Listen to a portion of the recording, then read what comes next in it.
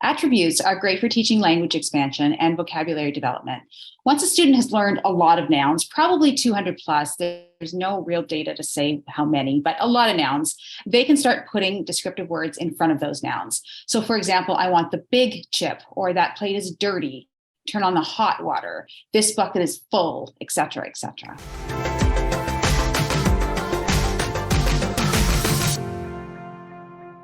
Hi, I'm Shira. And I'm Shayna. We're behavior analysts that create weekly content about how to teach kids with autism so that they make real progress. And we create shareable resources to make your job just a little easier. Today's topic is all about teaching attributes. And if you want more videos like this, make sure to subscribe and hit the notification bell to stay updated on new video releases. So I had a student one time, we were teaching attributes, and she just couldn't get them. She didn't understand attributes. And then everything was red. And then she didn't have nouns. It was really tough for her. Anyway, so we went back and we looked at how many nouns, tacting and receptive language, she actually had. And she had only learned probably about 50 to 100. And while she had enough, it just didn't seem to be a lot. So we went back, we stopped attributes, and we taught more and more nouns. And she got to about 200 nouns, and we tried to reintroduce attributes again, and she got it. So, if someone's out there listening to this, do a research project on that. What is that magic number of how many nouns a student needs before teaching attributes? But I do find the more kids I teach, there is a magic number, and they need to know a certain amount of nouns before you teach those attributes. Otherwise, you hold up two things and you say, like, which one's big and which one's little, and they say book, or they start labeling this as big and they don't really understand book. So there has to be some type of magic number there. But I think also not moving on to attributes too quickly before they have a really solid knowledge of nouns. And it's more important to have more nouns than it is to have sometimes longer phrases. So it's more important that they know more items than be able to say big book or full cup. So thinking about your learner, what's going to be relevant and functional for them is going to be really important in thinking about introducing attributes. Usually when I introduce attributes, I usually start with the manding because, if a student is manding attributes, it's really special to them. So, do you want the big chip or the little chip? Oftentimes students will say big. They learned the word big and not little. But, do you want the big one or the small one? And then they start, manding that. Do you want the full cup or the empty cup? And then they can start manding that. And a lot of times that manding for attributes actually leads to learning attributes. But if you actually do need to teach tabletop receptive attributes and expressive attributes, we typically do it with multiple exemplars, and we do it across operants. So here's how it looks. So we would start by choosing a set of 3 teaching targets. So 3 opposites. So we chose big and little, full and empty, clean and dirty. So we also teach it across using cards and also using real life items. So the first step would be for the learner to receptively identify which one is empty and which one is full with cards, receptively identify which one is full and which one is empty with items. And then from there, also expressively identify full and empty, both with cards, multiple exemplars, and with items.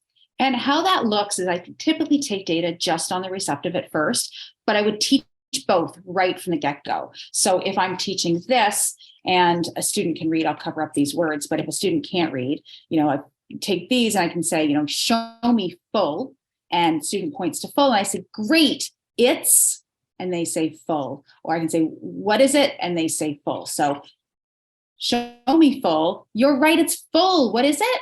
Full, you got it. But I'm only taking data on whether they pointed to full at the beginning. So for the purposes of the data sheet, that would be 1A. So we would just be taking data on 1A, but we're still teaching the B and C. So we're still having them expressively identify, pointing out other things that are full and empty, but then only taking data on the B and C when they've mastered the A.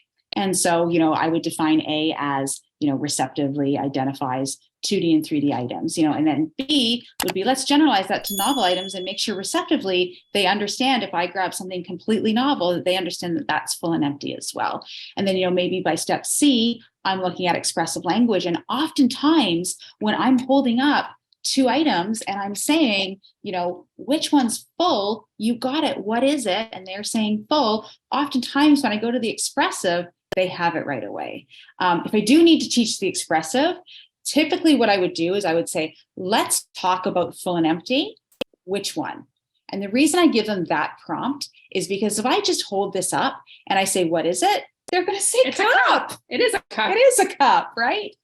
So I need to say specifically, let's talk about full and empty. And then I can say, this one is. And that's how we would get the the expressive for that. Yeah, because attributes are relative, right? Something's only big in relation to something that's small. So we don't want our kids to start memorizing that when I hold up this ball, I say big. Maybe the ball is called big. I'm not really sure. What is it? I sometimes say ball, I sometimes say big. But we're talking about big and small. This is a ball. So which it is, what is it? Big, small. So having them, having that somewhat understanding that it's in relation to something else. Right. Like, look at these two books, right? You can say which one's big and which one's small or which one's little. But then I present, another book. Now, all of a sudden, this one is no longer big, right?